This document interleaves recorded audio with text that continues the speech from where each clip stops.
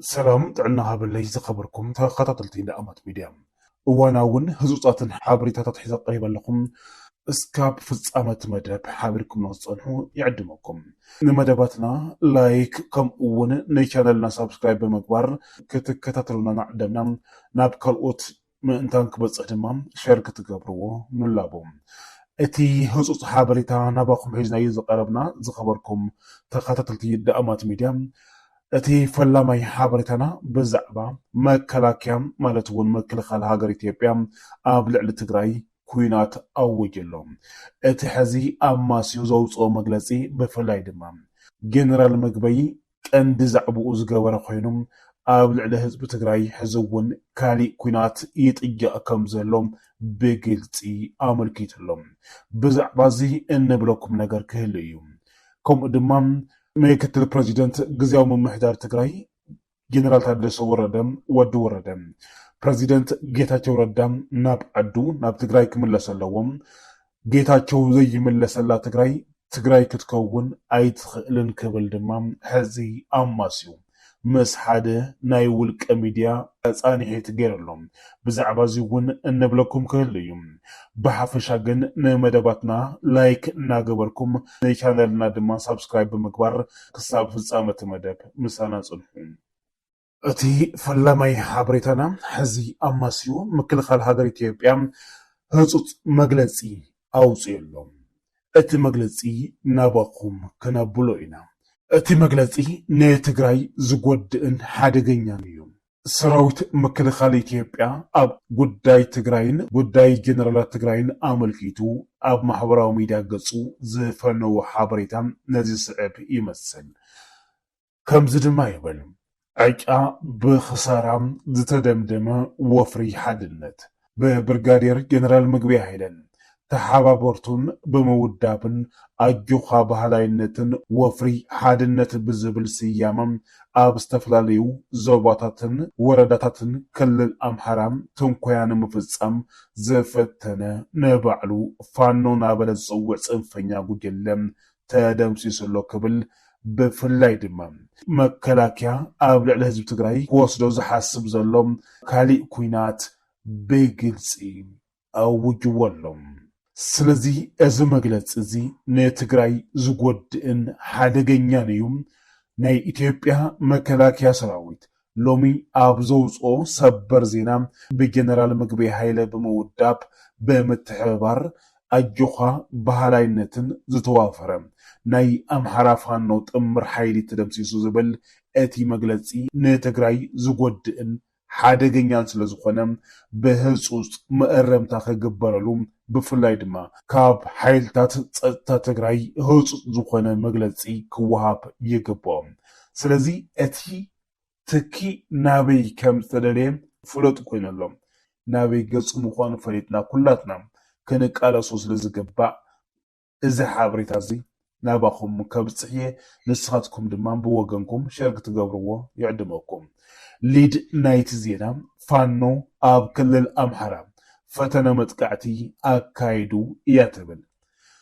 እቲ ክሓልፍ ዝተደለየ መልእኽቲ ግን ካልእ እዩ ዝኸበርኩም ተኸታተልትና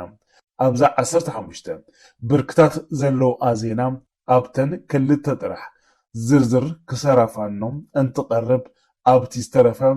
13 ብርክታት ግን ምግበይ ሃይለ ንዝተባሃለ ትግራዋይ ጀነራል ንምፅራፍን ንምፅላምን ውዒለን ኣለዋ በዓል ቤቱያ ዝነዓቐ በዓል ዕዳ ኣይቕበሉ ከም ዝበሃል ከልቢ ብዝቐደዶም ኣዛብእ ምእታው ጀሚሮም ኣለዉ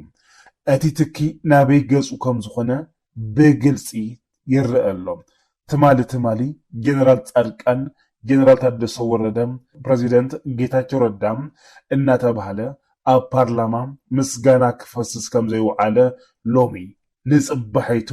ጀነራል ምግበይ ሰይጣን እዩ ዝበሃለሉ ቋንቋ ግልጽ ይኮነን ጀነራል ታደሰ ክምስገን እንተኮይኑ ንጀነራል ምግበይ ልኢኹ ብዝዓወቶ ስራሕ እዩ ክምስገን ዝኽእል ስለዚ ትማሊ ኣብ ቤት ምኽሪ ኢትዮጵያ ቀሪቡ ዘቕረቦ ኣብይ ኣሕመድ ምስጋና ንጀነራል ታደሰ ወረደን ንጀነራል ጻድቃን ገብረትንሳኤን ከምኡውን ንፕረዚደንት ጌታቸው ረዳን ሎሚ በጽባሒቱ ኣብ ውሽጢ 24 ሰዓት ካሊእ መንገዲ ሒዙ መፅኡ ኣሎ። ስለዚ ፀገምና ባዕልና ንፍታሕ ፀላኢ ግን ፀላኢ እዩ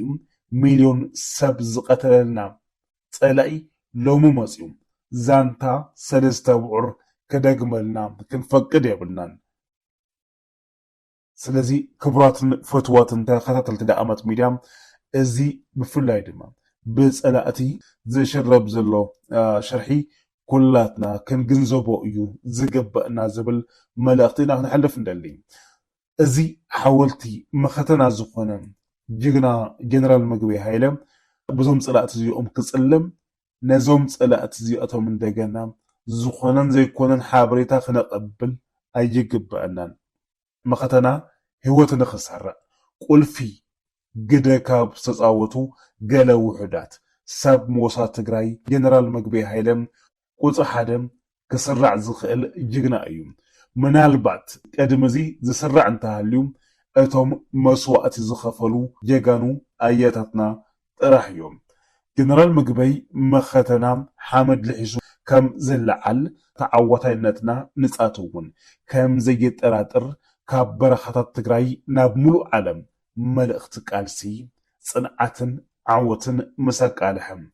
ኣሽሓት መናእሰይ ናብቲ መኸተም ውሒዞም መስርዕ መኸተና መሊኡ ፈሲሱ ከምቲ ዝበሎ ኮይኑ ገድሊ ትግራይ ንፀላእቲ ረይረይ ኣቢሉ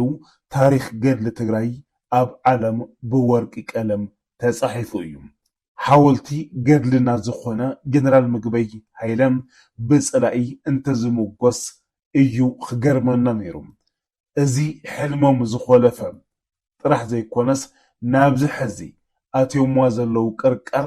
ነብሲ ውፂ ነብሲ እተዊ ንኽኣቱ ምክንያት ዝኾነ ጀነራል ምግበይ ሃይለ እንተዘመጉስዎ እንተዘወድስዎ ከምቶም ገሊኦም ግዲ ኮይኑ ኢልና ክንሓስብ መተገደድና ነርና። ከምቲ ሓደ ግዜ ኣብ ቅርባ መዓልታት ጀነራል ጆን መዲድ ዝገለጾም ፀላኢ እንተመጉስኳ ፀላኢ እንተሸሊምኳ ንስኻ ንህዝብኻ ክሄድካ ኣለኻ ማለት እዩ ዝበሎም። ሕዚ እውን ጀነራል ምግበይ ሃይለ ብፀላእቲ እንተዝምጎስ ነይሩ እቲ ፀገም ኣብዚ ነይሩ ማለት እዩ። እቲ ናይ ጀነራል ምግበይ ክሕደት ኣብዚ ክርከብ ነይሩ እዩ። ፀላኢ እንተወቂሱኳ ፀላኢ እንተፀሊምኳ ግን ሕዚ እውን ፀረ ፀላኢ ኮይንካ ኣለኻ ፈታዊ ህዝብኻ ኮይንካ ኣለኻ ማለት እዩ። ስለዚ ሕዚ እውን ጀነራል ምግበይ ልክዕ ከምቲ ኣብ ለካቲት 2013 ዓመተ ምህረት ኣብ በረኻታት ትግራይ ኮይኑ ንዓለም ዝኣወጆ መልእኽቲ ቃልሲ ፅንዓትን ዓወትን ሕዚ እውን ነዚ ውነን ወነን ትግራይ ዓጢቑም ይቃለስ ምህላው ጥራሕ እዩ ዘርእየካ። ብዝኾነ ብልፅግና ካብቲ ሕዚ ኣማስዩ ኣውፅዎ ዘሎ መግለፂ ዕላምኡ ሰራዊትና ምብታን ትግራይ ምብታን እዩ። ንዓና ዓብይ ትምህርቲ ክኸውን እዩ ዝግብኦም። መንግስቲ ፌደራል ኣብ ህዝቢ ትግራይ ዘለዎ ዘይቀያየር ቅዋም እዩ ዘርእየካ። ዝኾነ ኮይኑ ነዚ ኣብ ልዕሊ ሓወልቲ መኸተና ዝኾነ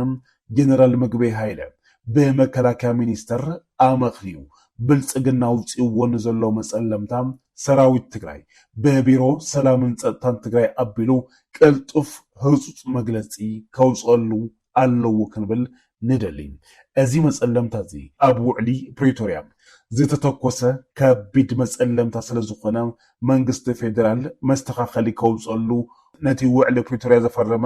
ውድብ ሕወሓት እውን ዕላዊ መግለፂ ከውፀሉ እዩ ዝግባእ ዝብል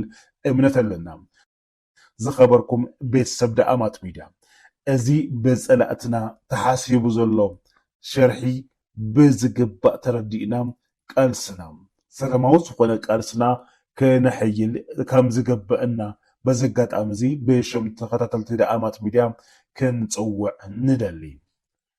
ስለዚ ኣነ ጀነራል ምግበይ ሃይለ እየ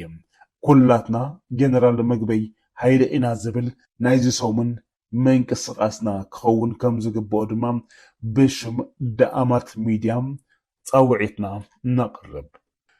ፈትዋትን ክቡራትን ቤተሰብ ደኣማት ሚድያ ነዝነበረኩም ጻኒሕት ካብ ልቢ ኢና ናመስግን ብቐጻሊ ብኻሊእ ሓበሬታ እስካዕ ንረኸብ ሰላምን ጥዕናን ንዓኹም ተመኒና